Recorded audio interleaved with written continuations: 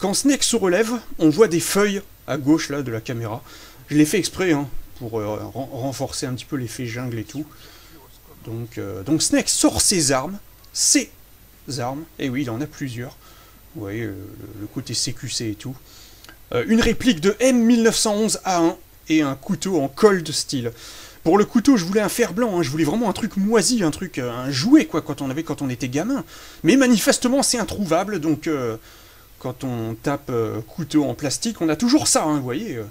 Et ce truc-là, c'est pas un truc de PD, hein, c'est 30 cm, oui, comme ma bite. Et c'est pointu, quoi. Je veux dire, c'est très solide, ce truc. Donc c'est quand même dangereux, quoi. Ce truc-là, ça peut te planter, quand même. Ouais, c'est chelou, quoi. Alors, de toute façon, c'était hors de question d'utiliser un vrai couteau. Hein. Cette fois-ci, je montre le bon exemple, voilà. Et un accident est si vite arrivé. Ouais, bon, le M1911, il n'est pas custom, hein, mais bon. De toute façon, on ne peut pas en trouver à l'achat, je pense. Vraiment, le pistolet de Snake modifié que Iva donne à Snake dans MGS3 avec la détente qui est pas la même, etc. Enfin bref, au moins c'est pas le même que Fragile Snake. D'ailleurs, on peut remarquer que Snake n'a pas de bandana, hein. Ben oui, il ne l'a pas encore.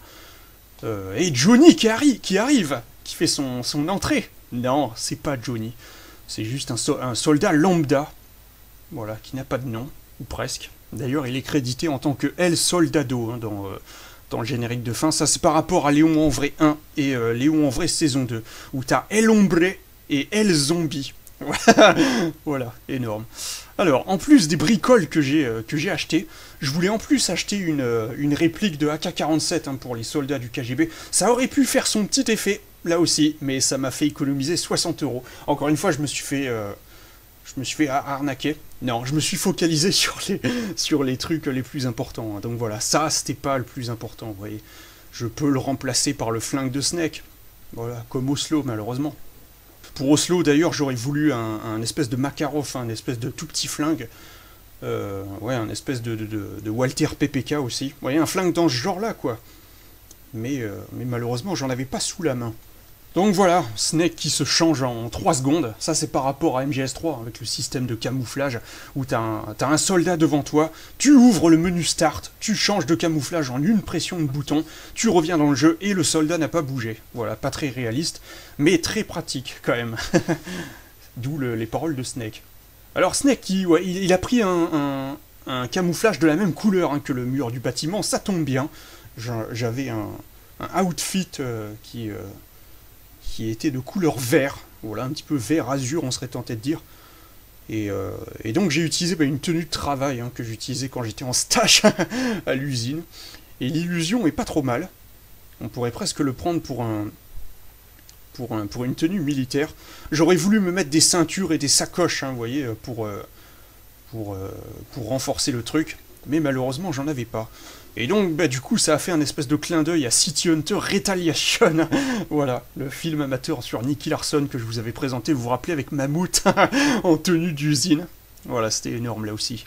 Alors, deuxième double plan. Cette fois-ci, j'ai pas eu de problème pour cacher la ligne. On la voit quasiment pas. Faut dire que c'est tellement sombre à gauche que Snake, on le voit à peine. Donc voilà quoi. Le plan où Snake tourne autour du soldat là, ça n'a pas été facile non plus, vu que, encore une fois, je voyais pas le rendu de la webcam, et en plus, ça bougeait beaucoup. Donc j'ai fait ça au pif en tenant la webcam dans ma main, et ça a marché pas trop mal, hein, vous voyez, donc... Alors vas-y, espèce de chien d'américain. Un hot dog. Ça faut être fort hein, pour comprendre de chien d'américain, et tu passes à hot dog. Voilà. Et donc du coup, il se met à fantasmer sur de la bonne nourriture, si tant est que le hot dog ce soit de la bonne nourriture. Bon, moi j'en mange beaucoup, hein, donc voilà, j'en mange assez souvent. Mais bon, c'est pas très diététique. Alors, donc là ce qui se passe, c'est que Snake, il braque différentes parties du corps, il braque le soldat avec différentes parties de son corps. Mais il bouge pas, ça lui fait pas grand chose. Et donc il veut le faire paniquer, donc il lui pointe.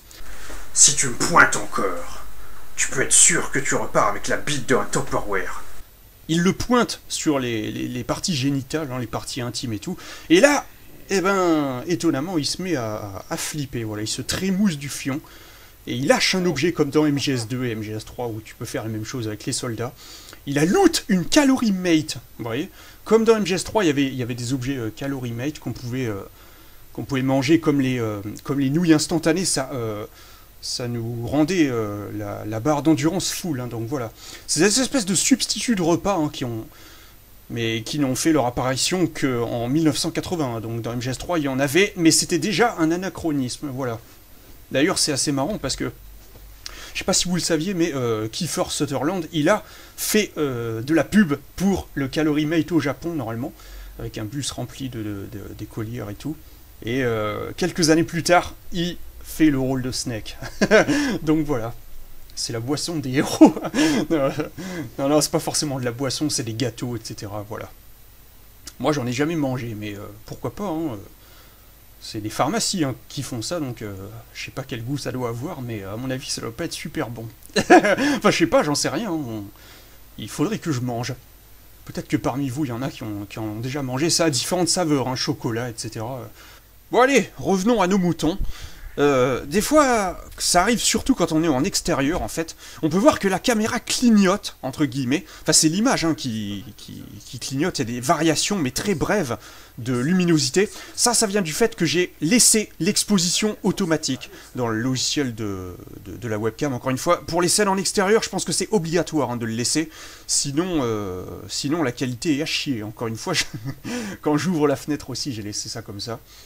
Quand il y a des plans avec la fenêtre ouverte, là, pour Molgin The Boss à la fin de l'épisode, et oui. Bon, heureusement, ça arrive pas trop souvent, et c'est pas encore trop gênant, je trouve. Mais je pense que c'est obligatoire, parce que sinon, pour le reste de l'épisode, je l'ai pas. J'ai réglé la luminosité de façon manuelle, des fois elle est bien réglée, des fois elle est mal réglée, mais je la laisse pas sans arrêt avec l'exposition automatique, hein, parce que sinon... encore une fois, sauf pour les scènes en extérieur, je la désactive, voilà. Alors, quand Snake il ouvre la porte, on voit un peu l'intérieur, donc avec les étagères dont je vous avais parlé, mais on ne voit pas beaucoup. Mais de toute façon, c'est tellement petit qu'on voit mal comment ça pourrait déboucher dans le salon. Voilà. Et le retour de Saint-Patrick. Yeah, back in business lui aussi. Ou plutôt première apparition hein, de Patrick, on serait tenté de dire, niveau chronologique. Et là, il s'appelle pas encore Saint-Patrick, même s'il est crédité comme ça hein, dans le générique. Comme vous pouvez le constater, il a exactement la même apparence que dans Snake en vrai 7, hein, avec les mêmes cheveux, déjà blancs, même voix, même vêtements. Eh ouais, j'ai aucune excuse. C'est pas logique hein, qu'il soit déjà comme ça 50 ans avant Snake en vrai 7. Là, il doit avoir dans les 30-40 ans, je pense. Et il a pas reconnu Snake hein, dans Snake en vrai 7, alors qu'il voit son clone 50 ans plus tôt. Donc voilà, on n'a qu'à dire qu'il a Alzheimer, etc. Voilà, qu'il a une mauvaise mémoire. De toute façon, il m'aurait fallu une perruque afro-noire, et j'en ai pas. Donc voilà. Mais j'aurais au moins pu changer de fringue, mais bon, au moins comme ça on le reconnaît tout de suite, hein, le brave Patrick. Je voulais vraiment le faire revenir, hein, je voulais vraiment réutiliser ce personnage. Et à mon avis, ce sera pas la dernière fois. Hein. De toute façon, je pense que ce sera aussi l'occasion de montrer ses origines à lui aussi. Voilà. Bon. Alors là, le fait qu'il jette des magazines à la cheminée, hein, il les fout dans le feu et il les fait brûler. Bah, c'est par rapport à Sokolov hein, dans MGS3 où quand Snake il le voit pour la première fois, il fait la même chose, hein, il brûle des papiers dans une cheminée, donc voilà. Là, il jette des magazines avec des photos, des filles à poil, genre FHM. Il y en a un spécial bikini, hein, parce qu'il est gay. Bah oui, ça l'intéresse pas, lui, il veut voir des mecs. Donc là, on a la confirmation hein, de ses goûts sexuels. Il est effectivement gay. Et donc là, pour le coup, ses goûts sont aux antipodes. C'est vraiment le contraire de ceux de son frère, hein, donc qui lui met la main aux fesses des filles. Ah, Saint-Bernard, vous n'êtes qu'un chien. Voilà. Bon, c'est pour ça qu'il est dépité hein, quand Snake le voit avec les magazines et tout. Il pense que Snake va croire qu'il est intéressé par les femmes, voilà. D'ailleurs, il faut savoir que j'ai envoyé un message privé hein, à M4 pour lui demander s'il était d'accord pour Saint-Patrick, que j'invente un frère, pour lui demander qu'il reconnaisse un petit peu son existence dans le lore, on serait tenté de dire, dans le background de Léon en vrai. Et il est d'accord, voilà. Donc maintenant c'est officiel, Patrick a un frère, même s'ils n'en parlent pas. Énorme. et même s'ils sont vachement différents. Alors Patrick prend Snake pour quelqu'un d'autre, voilà, probable que Patrick avait demandé aux soldats du KGB d'envoyer quelqu'un le voir, un petit jeune, pour qu'il lui fasse un strip. Alors avec la musique de Boys, Boys, Boys, hein, de Sabrina, qui était prétendante au titre de générique de fin, hein, dans Snake en vrai 8, j'en avais déjà parlé. Bah là, le titre, ça va bien, hein, avec les goûts sexuels de Patrick. Alors ouais, le plan avec la fenêtre toute blanche, là, à droite, c'est moyen, mais bon, c'est comme un peu plus tard, quand Snake, il parle de baignette. Mais bon, j'ai fait quelques erreurs, hein, de toute façon, dans cet épisode. Au niveau des plans, etc., comme au début, hein, avec le Major, ça, je l'ai pas marqué, mais le Major, il est tourné vers la fenêtre, en fait, du salon, la porte de gauche qui est vitrée, et dont on ne se sert pas, voilà, parce qu'il y a un bureau. D'ailleurs, c'est la place habituelle du PC portable, hein, donc voilà. Et Snake, il regarde aussi plus ou moins dans la même direction, avec le même mur, les mêmes lampes, etc. Donc voilà. Lamp sort de ce corps. Oui, trying to hide bonheur. Voilà, c'est ça. Il essaye de cacher une érection énorme. Ouais, je sais, c'est un nom qui fait pas honneur à ma réputation, mais bon. Bah oui, parce que Patrick égale pas de trick. Voilà, par rapport à nos organes sexuels, voilà. Alors, là, on entend la même musique que le thème de Baignette dans V6 Origin et Ashlow Origin. Perfidia de Mambo All Star, entendu dans Dexter, voilà. Ils utilisent beaucoup de musique de Dexter dans Fusty Prod. Là, c'est une version plus douce.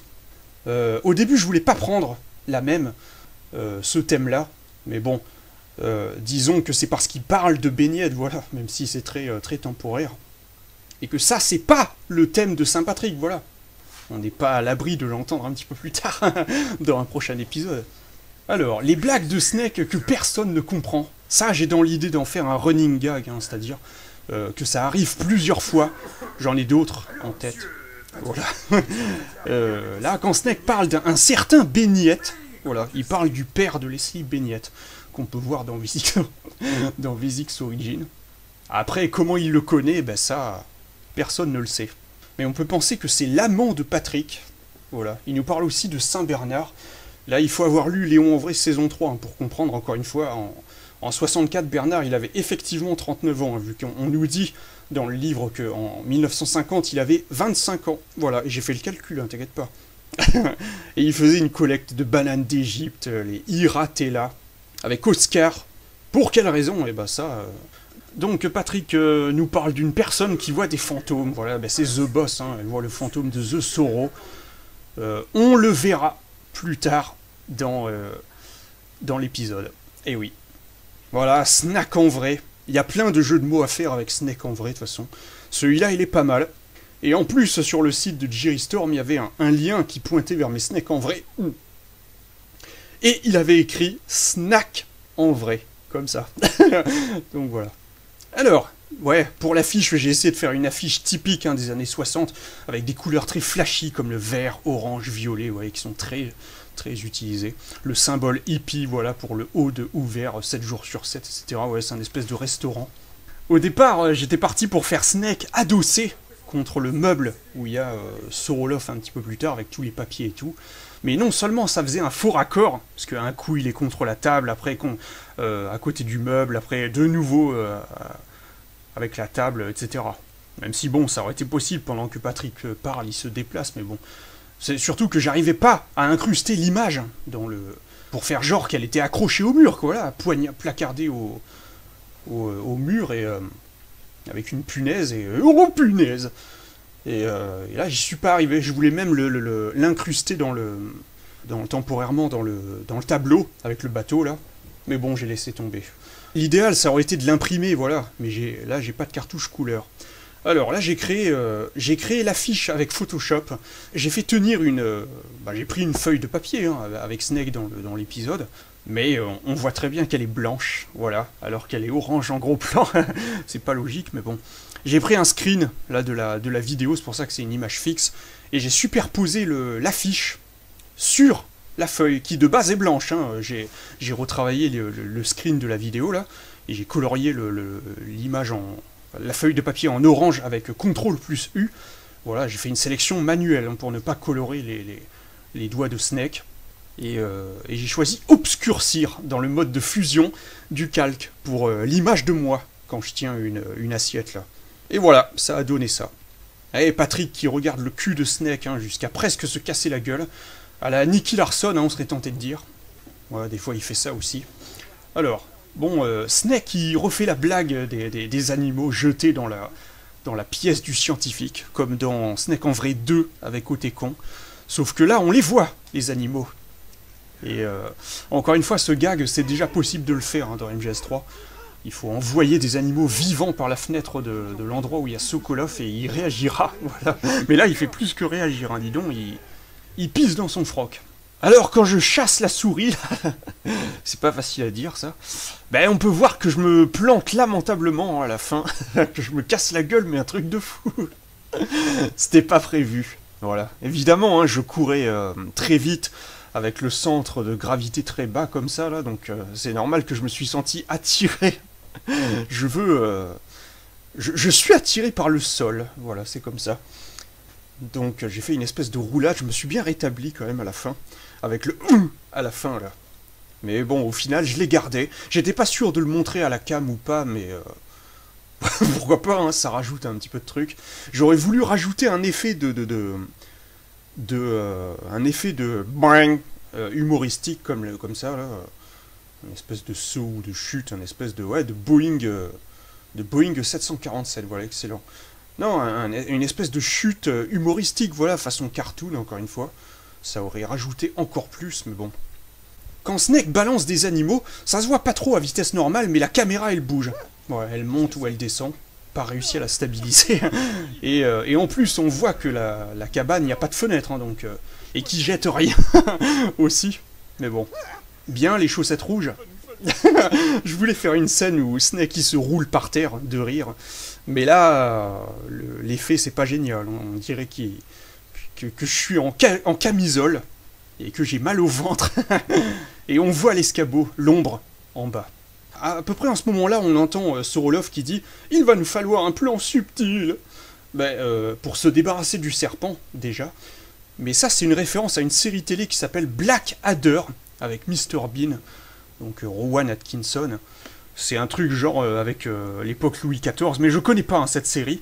Mais t'as un perso qui dit souvent « Cunning Plan », voilà. Et dans la VF, ils ont traduit ça par « plan subtil », voilà. Et j'ai vu ça par hasard, hein, vu que le serpent que Snake balance à Sorolov, eh ben c'est un Black Adder, voilà, c'est une vipère noire. Alors le Kérotan, je voulais placer un Kérotan hein, dans la série d'épisodes avec Big Boss, mais je pensais pas le faire dans le premier. En fait, c'est un petit peu comme les PQ hein, dans Snake en vrai 8.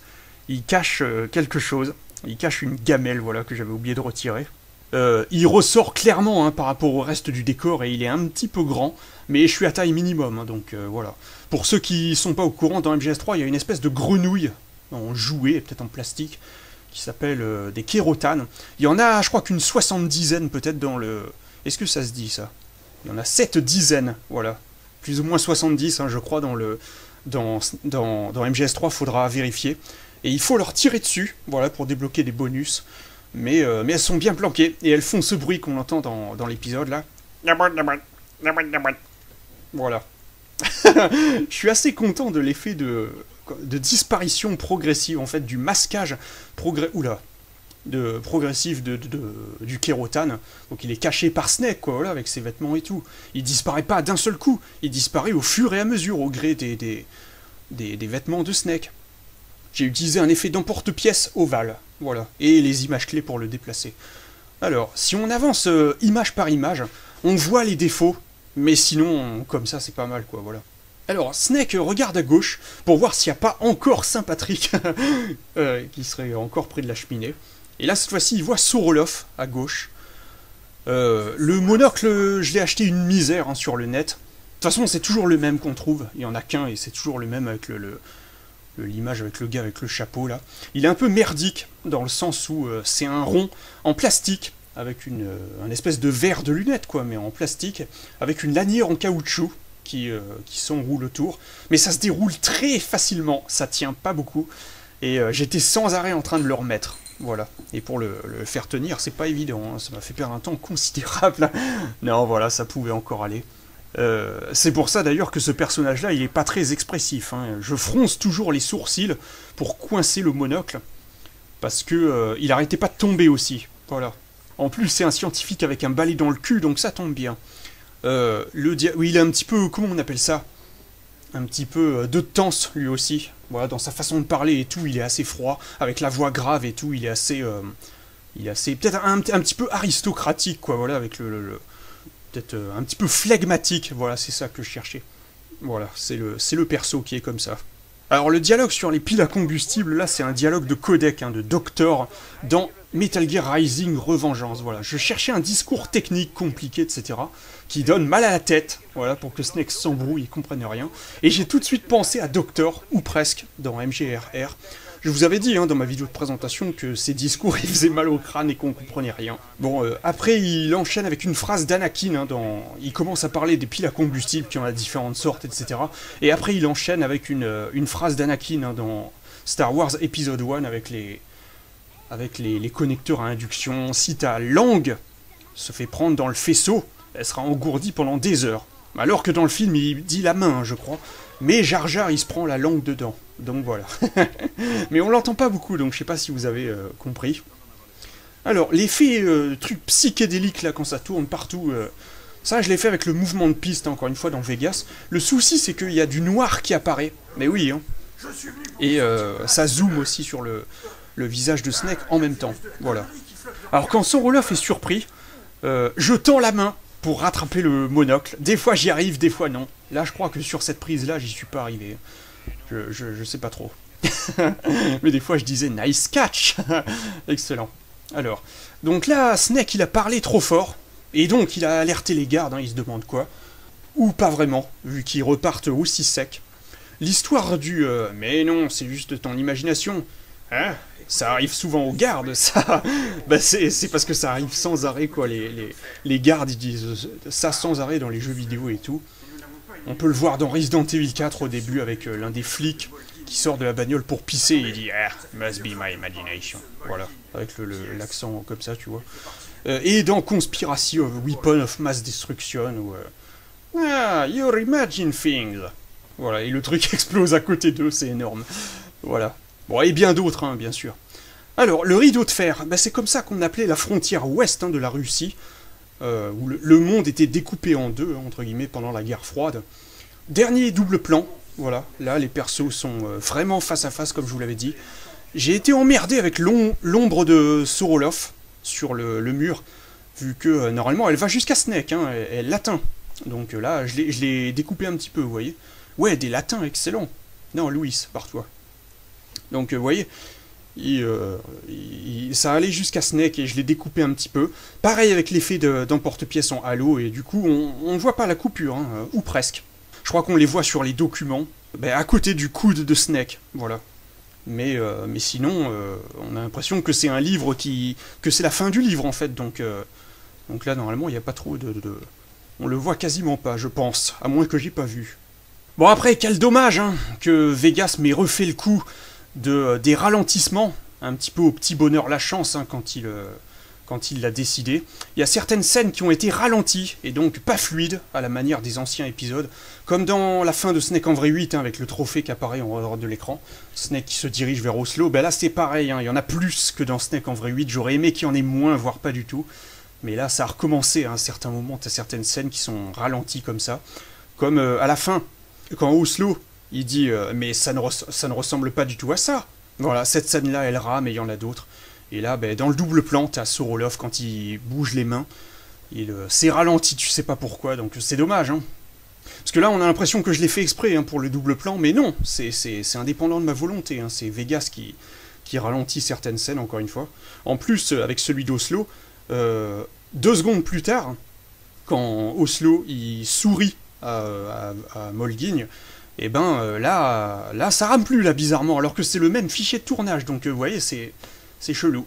Bon, c'est l'un des 2 gros défauts de Vegas malheureusement, avec l'écran rouge dont je parlerai plus tard. Pour ce double plan là, j'ai été emmerdé, parce que je suis pas arrivé à aligner comme il faut les 2 vidéos, parce que J'ai fait, comme je vous ai dit tout à l'heure, j'ai fait la scène avec Soroloff et celle avec Snake juste après, vraiment l'une à la suite de l'autre, hein, le plus vite possible pour qu'il y ait le moins de variations, mais il y en a eu quand même. Notamment au niveau de la position, malheureusement la caméra a bougé très légèrement, mais elle a bougé quand même, et donc j'ai pas pu coller les vidéos comme il le fallait. Les documents, tu les vois, hein, qui sont déplacés, qui sont un petit peu, qui sont pas à la même position, mais bon, c'est encore une fois ça va pas trop mal, hein, j'ai réussi à corriger à peu près comme il faut. Alors le chat God, c'est l'ancêtre du Metal Gear, hein, dans MGS3. Là aussi j'ai laissé le même nom, vu que c'était aussi Metal Gear dans même Brutus dans les anciens Snake en vrai. Voilà. Autre chose dont j'ai oublié de parler lors de l'intro, vu que j'ai dû retourner les scènes, ouais, c'est par rapport à ma coupe de cheveux, c'est ça? Ouais, c'est ça. Mais là, je vais même m'éterniser, je vais même m'embrouiller et parler de plein de trucs dans ce que j'ai marqué là. Oui, ma coupe de cheveux, vu que dans l'intro, c'était pas les mêmes...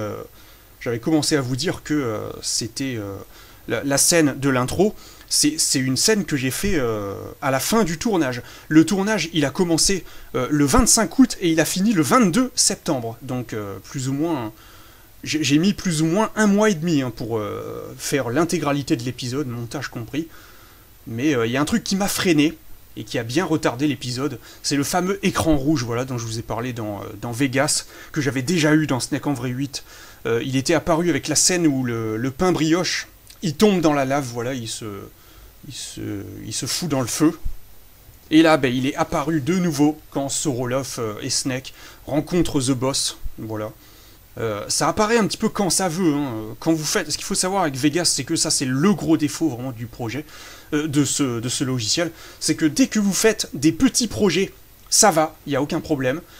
Mais dès que vous commencez à faire des projets compliqués et longs, avec plein de morceaux de vidéos, plein d'effets spéciaux et tout, eh ben, ça finit fatalement par bugger, voilà. C'est pour ça que le mieux, c'est vraiment de faire des petits projets de 5 minutes, hein, et c'est ma faute. J'aurais dû le faire dès le début, je le savais que ça finirait par arriver. Mais et du coup, ça m'a foiré vraiment 90% de l'épisode.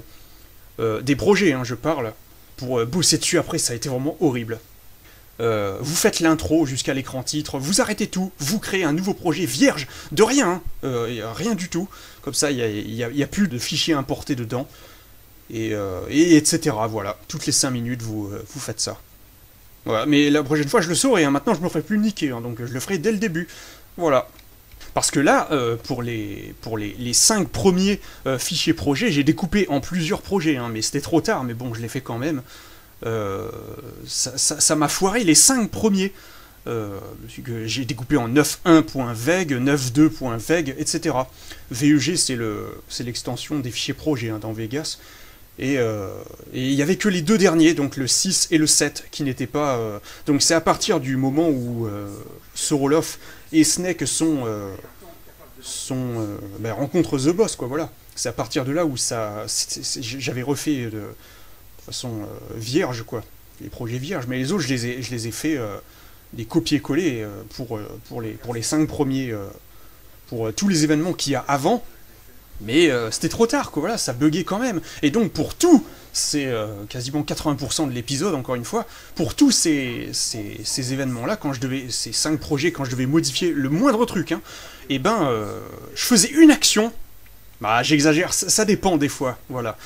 Mais c'est vrai que très rapidement, au bout de quelques modifications, le logiciel il répondait plus, quoi. Voilà, c'est ça. Il plantait et j'étais obligé de le relancer sans arrêt des centaines de fois. Et c'était insupportable. Voilà. Oh, j'en pouvais plus. Bon, et s'il n'y avait pas eu ça, l'épisode il aurait été terminé bien avant. Et il aurait certainement été plus fignolé. Enfin bref. Bon, sinon pour cette histoire de coupe de cheveux, on peut voir que dans certains plans, j'ai une putain de mèche qui rebique à l'arrière de la tête, et je suis mal coiffé, et elle m'a bien fait chier, sérieux. Je l'avais très souvent, donc entre août et septembre, ma coupe de cheveux, elle a pas été la même, hein. Elle a évolué, et donc c'est pour ça que dans l'intro, quand je suis assis dans le fauteuil, j'ai les cheveux beaucoup plus longs que quand je parle avec le major, mais bon, ça va à peu près, quoi. Autre chose dans l'intro aussi que j'ai oublié de parler, c'est les tonalités de couleurs. qu'on peut voir dans la vidéo, elles sont plutôt jaunes, alors que dans le reste de l'épisode, c'est rose, ou plus bleu. Vous voyez, elles sont normales, quoi, dans le reste de l'épisode, alors que dans l'intro, elles sont vraiment jaunes. Ça vient du fait que j'ai désactivé, je l'ai fait de façon volontaire, pour donner le côté vieillot, le côté coin du feu, le côté chaleureux, etc. J'ai désactivé, j'ai décoché l'option balance de gris pour le logiciel dans la webcam, là. C'est pour ça que ça donne des tons jaunes comme ça, uniquement dans l'intro. Voilà. Alors Sorolov qui fait des gestes bizarres, hein, avec ses mains, comme dans MGS3, et après ils se font embûches par des soldats du KGB, pas les mêmes que celui du début, qui lui, il doit être encore en train de roupiller dans la jungle, le pauvre. Attaqué par un Black Mamba. Non, c'est Black Adder, on a dit. Vipère noire.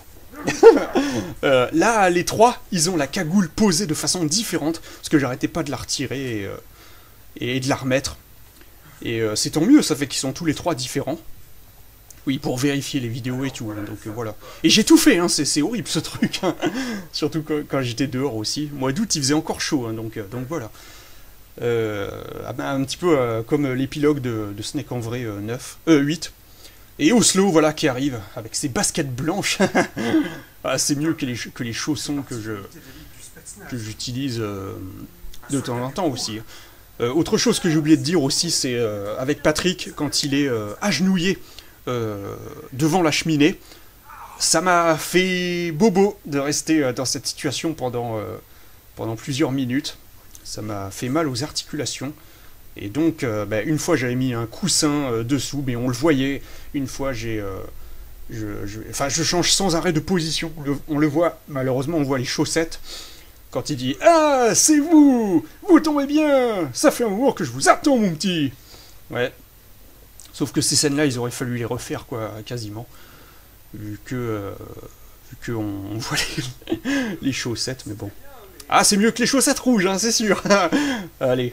Oui, pour Oslo, quand il arrive avec ses gros sabots, j'ai utilisé le même thème musical que lors de sa première apparition dans Snake en vrai premier du nom.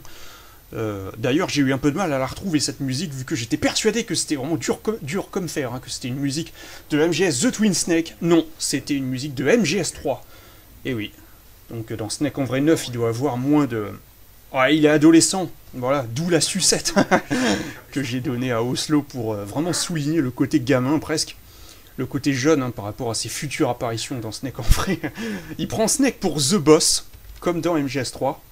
Donc il est dans le camp de Molgin, hein, et il est venu pour... il fait partie du groupe. Et ils n'ont pas du groupe, voilà. Il est venu tout seul pour récupérer Sorolov, ça te donne une idée de ses compétences exceptionnelles, voilà, à son jeune âge. Mais pas de bol, Snake est meilleur que lui. Alors Oslo qui fait des tirs à la Lucky Luke, hein, vous voyez, par-dessus l'épaule, etc. Normal pour un spécialiste du revolver, d'où la remarque de Snake plus tard, sur sa façon de tirer. Dans Snake en vrai, dans MGS3, c'était plus compliqué que ça, encore une fois, c'était twist your elbow, ou ce genre de truc. Tu as tendance à reculer l'épaule quand tu tires, ou ce genre de truc, pour éviter le recul, vous voyez. Mais il lui dit plus ou moins la même chose. Et donc là, pour tuer le troisième soldat qui s'est planqué, il l'atteint par ricochet, hein, vous voyez, avec le mur diagonal. Mais vu que le mur c'est de la pierre, la balle aurait dû rester figée dedans, hein, c'est pas du métal, donc... mais bon. Voilà. Attention, spoil, pour ceux qui n'ont pas joué à Metal Gear Solid 3 et qui compteraient le faire. De toute façon, ils se sont déjà spoil avec l'épisode, mais bon, je vais expliquer pourquoi. Il dit « Sans déconner, j'ai l'air d'être ta mère !» oui. La mère d'Oslo, c'est qui? C'est The Boss. Et ouais, c'est The Joy, hein, dans MGS3. Et son père, c'est The Sorrow, donc voilà. C'est pour ça qu'il dit ça, hein, donc encore une fois, c'est comme Beignette tout à l'heure, hein, on ne sait pas comment il est au courant, il doit avoir des dons de divination, voilà.